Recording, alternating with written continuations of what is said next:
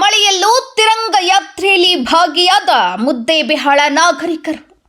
ಹೌದು ವೀಕ್ಷಕರೇ, ನಿನ್ನೆ ಮಂಗಳವಾರ ಮುದ್ದೇಬಿಹಾಳ ನಗರದಲ್ಲಿ ತಿರಂಗ ಯಾತ್ರೆಯು ಸಾಯಂಕಾಲ 4 ಗಂಟೆಗೆ ಬಜಾರ್ನ ಹನುಮಂತ ದೇವಸ್ಥಾನದಿಂದ ಪ್ರಾರಂಭವಾಗಿ ಬಸವೇಶ್ವರ ವೃತ್ತದ ಮೂಲಕ ಹಾಯ್ದು ನಗರದ ಮಹಾಂತೇಶ್ವರ ಕಲ್ಯಾಣ ಮಂಟಪ ತಲುಪಿತು.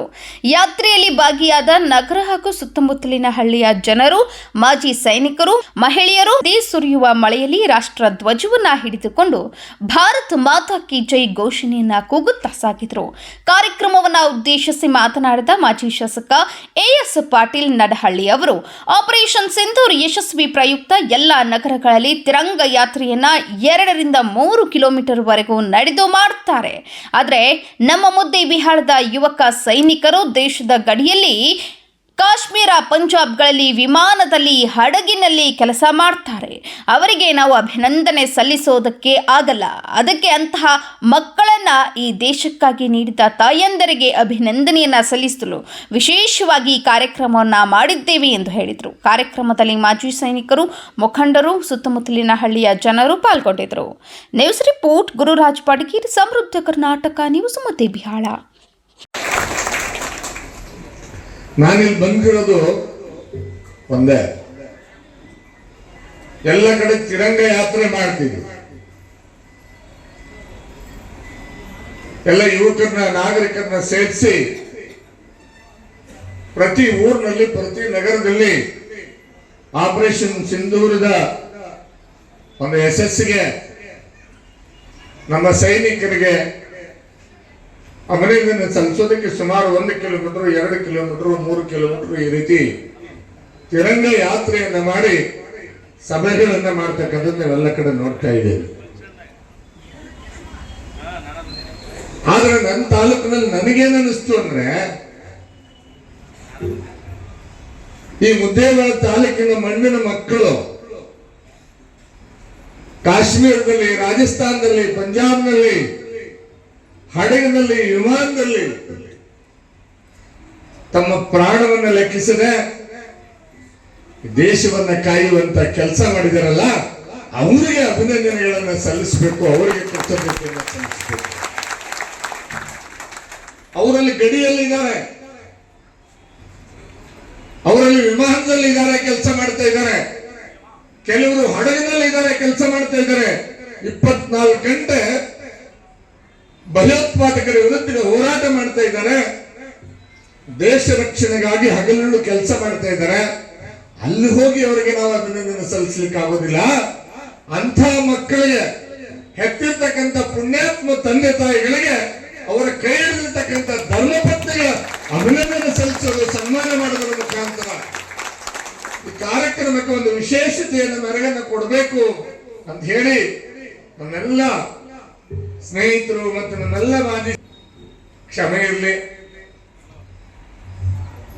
ಇವತ್ತು ನಾವು ಅನ್ಕೊಂಡು ಮಳೆ ನೋಡ್ಕೊಂಡು ಮೆರವಣಿಗೆ ಸ್ಟಾರ್ಟ್ ಮಾಡ ಅಂತ, ಆದ್ರೆ ತಿರಂಗ ಧ್ವಜವನ್ನ ಕೈಯಲ್ಲಿ ಹಿಡ್ಕೊಂಡು ರಾಷ್ಟ್ರಭಕ್ತರೆಲ್ಲ ಯಾವಾಗ ನಾವು ಹೆಜ್ಜೆ ಹಾಕ್ಲಿಕ್ಕೆ ಪ್ರಾರಂಭ ಮಾಡಿದ್ಯೋ ಅವಾಗ ಮಳೆರಾಯ ಆಶೀರ್ವಾದ ಮಾಡ್ಲಿಕ್ಕೆ ಪ್ರಾರಂಭ ಮಾಡ್ದ. ಈ ತಿರಂಗ ಕೈಯಲ್ಲಿ ಹಿಡ್ಕೊಂಡು ಮಳೆ ಹೆದರೋದು ನಿಲ್ಲೋದು ಬೇಡ.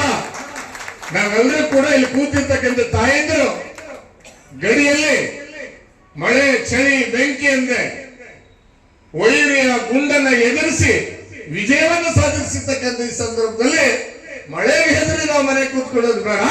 ಆ ಮಳೆಯಲ್ಲೇ ನಾವು ಪ್ರಾರಂಭ ಮಾಡೋಣ ಅಂತ ಹೇಳಿ ಇವತ್ತು ಮಳೆಯಲ್ಲಿ ಪಾದಯಾತ್ರೆ ಮಾಡ್ಕೊಂಡು ಬಂದ.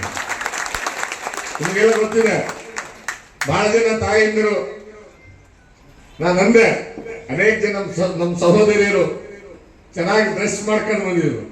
ಮಳೆ ಪ್ರಾರಂಭ ಆಯಿತು, ಹಿಂದೆ ಮುಂದೆ ನೋಡ್ತಾ ಇದ್ರು, ಅಮ್ಮ ನಡಿ ನೀನು ಅಂತ ಹೇಳಿ. ಆದ್ರೆ ಅವರೆಲ್ಲರೂ ಮಳೆಯಲ್ಲಿ ತೋರಿಸ್ಕೊಂಡು ಇದು ದೇಶಾಭಿಮಾನ. ಬಂಧುಗಳೇ, ದೇಶ ಮೊದಲು, ದೇಶ ಇದ್ರೆ ಮಾತ್ರ ನಾವೆಲ್ಲ ಇರ್ಲಿಕ್ಕೆ ಸಾಧ್ಯ. ದೇಶ ಸಮೃದ್ಧವಾದ್ರೆ, ದೇಶ ಶ್ರೀಮಂತರಾದ್ರೆ ನಾವು ಶ್ರೀಮಂತರು. ದೇಶ ಸದೃಢವಾಗಿದ್ರೆ ನಾವು ಸದೃಢವಾಗಿರ್ತೇವೆ. ದೇಶದಲ್ಲಿ ಶಾಂತಿ ನೆಲೆಸಿದ್ರೆ ನಾವೆಲ್ಲರೂ ನೆಮ್ಮದಿಯ ಬದುಕನ್ನು ನಡೆಸಲಿಕ್ಕೆ ಸಾಧ್ಯ ಆಗ್ತದೆ. ದೇಶದ ಸಮೃದ್ಧಿಗೆ, ದೇಶದ ಶಾಂತಿಗೆ, ನಮ್ಮೆಲ್ಲರ ಹಸನಾದಂತ ಬದುಕನ್ನ ಕಟ್ಟಲಿಕ್ಕೆ ಬಹಳ ಪ್ರಮುಖವಾಗಿ ಬೇಕಾಗಿರ್ತಕ್ಕಂಥವ್ರು ಯಾರು ಅಂದ್ರೆ ಅವರು ಸೈನಿಕರು, ರಾಷ್ಟ್ರವನ್ನು ಕಾಯುವಂತ ಸೈನಿಕರು. ಅಂತ ಸೈನಿಕರನ್ನ ಹೆತ್ತು ಈ ದೇಶ ಕಾಯುವ ಕೆಲಸಕ್ಕೆ ಕಳಿಸಿರ್ತಕ್ಕಂಥ ಈ ತಾಲೂಕಿನ ಎಲ್ಲ ತಾಯಂದರಿಗೆ ನಾನು ಹೃದಯಪೂರ್ವಕವಾದಂತ ಅಭಿನಂದನೆಗಳನ್ನು ಸಲ್ಲಿಸಲಿಕ್ಕೆ ಬಯಸ್ತೇನೆ. ಇಲ್ಲಿ ಕೂತಿದ್ರು ಯಜಮಾನ್ ಫಸ್ಟ್ ಅವ್ರ ಜೊತೆ ಕೂತ್ಕೊಂಡು ಮಾತಾಡ್ತಾ ಇದ್ರು, ಬಂದಿದ್ರು. ಹಡಗಲಿ ಅವರು ಹೇಳಿದ್ರು ನನಗೆ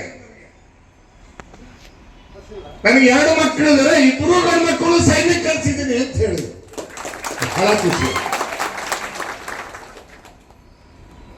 ಬಹುಶಃ ನನಗೆ ಅನಿಸ್ತದೆ ಇಲ್ಲಿ ಕೂತಿರ್ತಕ್ಕಂಥ ತಂದೆ ತಾಯಿಗಳು ಯಾರು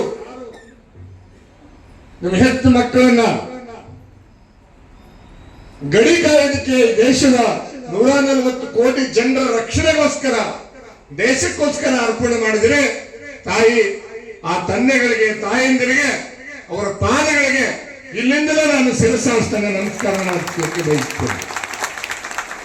ನಿಮ್ಮಿಂದ ಈ ದೇಶ ಇವತ್ತು ರಕ್ಷಣೆಯಲ್ಲಿರೋದು, ನಿಮ್ಮಿಂದ ಆಪರೇಷನ್ ಸಿಂಧೂರವನ್ನು ಯಶಸ್ವಿ ಮಾಡಲಿಕ್ಕೆ ಸಾಧ್ಯ ಆಗಿರ್ತಕ್ಕಂಥ ಇಲ್ಲಿ ಕೂತಿರ್ತಕ್ಕಂಥ ಅನೇಕ ಜನ ನಮ್ಮ ಮಾಜಿ ಸೈನಿಕ ಬಂಧುಗಳು ಕೂತಿದ್ದಾರೆ. ಇವರಿಂದ ಕಾರ್ಗಿಲ್ ಯುದ್ಧವನ್ನು ಗೆಲ್ಲಲಿಕ್ಕೆ ಸಾಧ್ಯ ಆಯಿತು. ಇವರಿಂದ 1971ರಲ್ಲಿ ಬಾಂಗ್ಲಾ ಪಾಕಿಸ್ತಾನದ ಮಧ್ಯೆ ನಡೆದಂತಹ ಯುದ್ಧದಲ್ಲಿ ಭಾರತ ಗೆಲ್ಲಲಿಕ್ಕೆ ಸಾಧ್ಯ ಆಯಿತು. ಅನೇಕ ಜನ ವೀರ ನಾರಿಯರಲ್ಲಿ ಬಂದಿದ್ದಾರೆ. ಸುಮಾರು 40-50ಕ್ಕಿಂತಲೂ ಹೆಚ್ಚು ವೀರ ನಾಯಕರಿದ್ದಾರೆ. ಚಿಕ್ಕ ವಯಸ್ಸಿನಲ್ಲಿ 20 ವರ್ಷಕ್ಕೆ, 25 ವರ್ಷಕ್ಕೆ, 30 ವರ್ಷಕ್ಕೆ ಯಾವ ಗಂಡನನ್ನ ಸೈನಿಕನನ್ನ ಗಂಡನಾಗಿ ಪಡೆದಿದ್ಲು ಆ ಸಹೋದರಿ ಚಿಕ್ಕ ವಯಸ್ಸಿನಲ್ಲೇ ಈ ದೇಶಕ್ಕೋಸ್ಕರವಾಗಿ ತನ್ನ ಗಂಡನನ್ನ ಅರ್ಪಣೆ ಮಾಡಿರ್ತಕ್ಕಂಥ ಅನೇಕ ಜನ ವೀರನಾರಿಯಲ್ಲಿ ಕೂತಿದ್ದಾರೆ. ಅವರೆಲ್ಲರಿಗೂ ಕೂಡ ನಾನು ಈ ಸಂದರ್ಭದಲ್ಲಿ ಶಿರಸಾಷ್ಟಾಂಗ ನಮಸ್ಕಾರ ಅನಿಸಲಿಕ್ಕೆ ಬಯಸ್ತೇನೆ. ನಿಮ್ಮಿಂದ ಈ ದೇಶ ಇರೋದು, ನಿಮ್ಮಿಂದ ಈ ದೇಶ ಇವತ್ತು ಇಷ್ಟೆತ್ತಕ್ಕೆ ಬೆಳಲಿಕ್ಕೆ ಸಾಧ್ಯ ಆಗಿರ್ತಕ್ಕಂಥ ವೀರ ಸೈನಿಕರಿಂದಲೇ ಈ ದೇಶದ ಕೀರ್ತಿ ಇವತ್ತು ವಿಶ್ವಕ್ಕೆ ಬೆಳಗಲಿಕ್ಕೆ ಸಾಧ್ಯ ಆಗಿರ್ತಕ್ಕಂಥ ನರೇಂದ್ರ ಮೋದಿಜಿಯವರು 3 ದಿವಸ 4 ದಿವಸದ ಯುದ್ಧ ನಿಂತ ಮೇಲೆ ಅದಂಪುರ ರೈಲ್ವೆ ನಮ್ಮ ಏರ್ ಬೇಸ್ ಅಲ್ಲಿ ಹೋಗಿ ಎಲ್ಲ ಸೈನಿಕರ ಜೊತೆ ಬಹಳ ಖುಷಿಯಿಂದ ಬೆಡ್ತವ್ರು ಹೇಳ್ತಾರೆ, ನನ್ನ ವೀರ ಸೈನಿಕರಿಗೊಂದು ಸಲ್ಯೂಟ್.